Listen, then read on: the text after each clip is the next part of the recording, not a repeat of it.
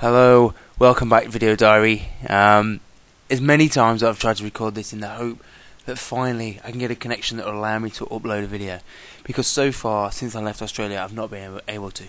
So I keep recording these videos and can't upload them. So I've got a whole back catalogue of waffles and bullshit and meanderings that maybe will never see the light of day just because they're already out of date. So this is my latest. I'm in I can't remember what it's called. Udum, which is in Bali. It's a little town in the middle, but it's very nice. It's very quaint. There's a lot of art shops and cafes, and it's off the beaten track, off the beaten tourist track. So obviously where the bombings were and where all the nightclubs were, that's down in the south. This is more in the middle, so it's a lot nicer. It's where your parents might go, for example. But I've come here to relax. I'm in a lovely little place. I've got a hot water in my shower, which is nice, not very often. I get breakfast every morning, and I sit on a little veranda that overlooks some rice fields. So it's very nice. And just sit here a few days just to chill out, get ready, prepare myself, because in 2 weeks I've got to be out of Indonesia, which means I got to ride through Java. So crossing to Java from Bali, and across to Java, which will probably be about 1,500 kilometres, maybe 5 days ride, and then into Sumatra, and I'm going to get right at the end of Sumatra to cross from Medan into Malaysia. So that's probably another week's riding. So I'm going to ride. So this is my relaxed deep downtime. Although it's not very relaxing, because so far I've been stung twice by corrupt police. First time they stopped me on the way up to the volcano. Have you got international driving license, mister? I'm like, yes, it's back at the hotel. Oh, that's no good. We have to find you some money for my friend. So you're like, okay. So you open your wallet and you've got 50,000, which is about £3.80. And you go, here, have this. He's like, oh, thank you, yes. Remember, you need international driving license. Now go. I said, fuck you prick. It really leaves a sour taste in your mouth. And then today, I met a girl just in one of the cafes. So we went for a cruise day. She hired a bike, so I rode. She was passenger. We went back up to the mountain, up to the volcano. And this time they want to charge like an entrance fee to ride on the main road around the volcano. Like they didn't yesterday, but today they did, and it was only like 40p. But it's the principle of the matter. Everything they want to charge you for everything. And then so we said, no, it's not this. That's stupid. We're not paying. So we went back down the hill. Went to Kuta, which is the main tourist hole on the island. And we're on the way there, we get pulled over by the police. You went through a red light. I'm like, I didn't go through a red light. What red light? There was no red light. No, you went through a red light. You follow me. We go to police station. We go to magistrate. You go to court. Pay 300,000. I'm like, no, that's 300,000 is like, I don't know, 25 quid. So it's not, maybe less. So it's not the end of the world.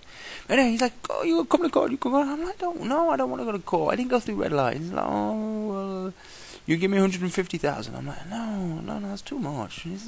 10,000. I give you 50,000. So I gave him 50,000. Fuck off. Sorry for swearing, but it's so annoying. Like, these are the police. These are proper policemen who just pull tourists over to scam them out of money. And that's the shame of this island. It's a gorgeous island. And most of the people you meet are really nice. And the scenery is nice. And the fact that it's Hindu. These great temples and architecture. It's amazing. It's stunning. Everybody, I don't think it's what tourism does to a country. It makes everybody desperate for the dollar. All they see is dollars, and I've not experienced that in any of the other countries or islands so far in Indonesia because they've not been tourist driven. Bali's tourist driven, so when there's not many tourists or when there are many tourists, everybody's fighting for that tourist book. So you get so much hassle. You get off your bike just to look around a temple or something, or just to take a photo or a piss, or you buy postcard, and they start some ridiculously high amount, and then they put it in your hand, and then they start trying to sell you these ivory things. I don't want an ivory thing, I want a motorbike. You buy a picture then. I'm like, I don't want a picture, I want a motorbike. No, you buy a picture, very nice, we put it in tube. It's like, I don't want to buy a sodding picture. Now just say it. Accept no is my answer. Now piss off. No, they keep coming back. It's like, man, it's sad that, I can't let it, but just sours. Experiences like the police, and then all these hustlers who you got to feel sorry for them because that's their life. That's what they got to do every day. Every day they got to get up and try and extort money out of tourists, and that's very sad. That's very sad for them, and I pity that they have to do that, and I feel very privileged that we don't have to do that. But it just gets to you after a bit. You just think, fuck, Bali's just you can't really relax because it's just so intense on extracting every dollar you have out of you. Everything you have to pay. Everything's a fine. You buy. You don't want to buy. I just want to look. I just want to see. I'm a tourist. I don't mean to say I'm rich. Give me some space. But they don't. So that's Bali. It's a very interesting island compared to the others, and in hindsight, it's probably given me a better view of the other islands because they aren't tourist driven. If they say hello, like especially in East Timor. East Timor's amazing. East Timor it's a toe at the end of Indonesia's leg, but it's the best toe anybody's ever been to. It's a brilliant toe. There, if they say hello, if they come out of the shops, outside the houses cheering and shouting and waving, it's genuine. They're just genuinely glad to see you. Here, all they want obviously is to see you and try and sell you something. It's very sad. It's not very genuine. And it's sad that tourism's done this to an island because it can't always have been like this. These people can't always have been so desperate for every dollar. So it's very sad what tourism does, especially when tourism dries up, because it leaves all these people expecting to earn X amount of money, and they set up all this infrastructure. There's all these shops selling local crafts and arts and masks, wooden carvings, everything. But no tourists. You've got all these empty shops, and you just think that's very sad. These people are geared up on the basis, on the grounds of tourism. No, there's no tourism. Well, not enough. What do? I think places like East Timor are best where they don't have tourism. They're better off without it. Tourism's a dirty industry. So I feel very ashamed to be a part of it, but also very privileged. So that's my take on tourism, and my end of my lesson for today. So you can all go back to enjoying your tea and biscuits wherever you are in this world. Do not travel, because we are very sinful for doing so. Stay at home and do duties and things around the house instead of travelling, because it's very bad. I feel very bad.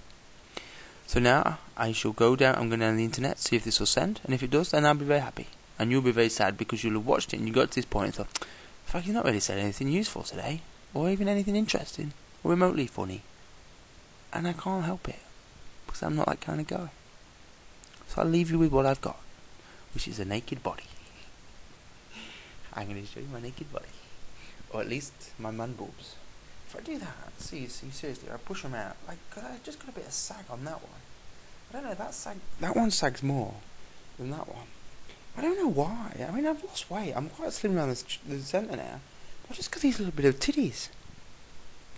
Something about how they want a tit wank. He's emailed me, he said, can I get a tit wank? Because he saw my picture. And when I get home, he wants a tit wank. How rude. No, you can't have one, Chris Burton. You dirty man.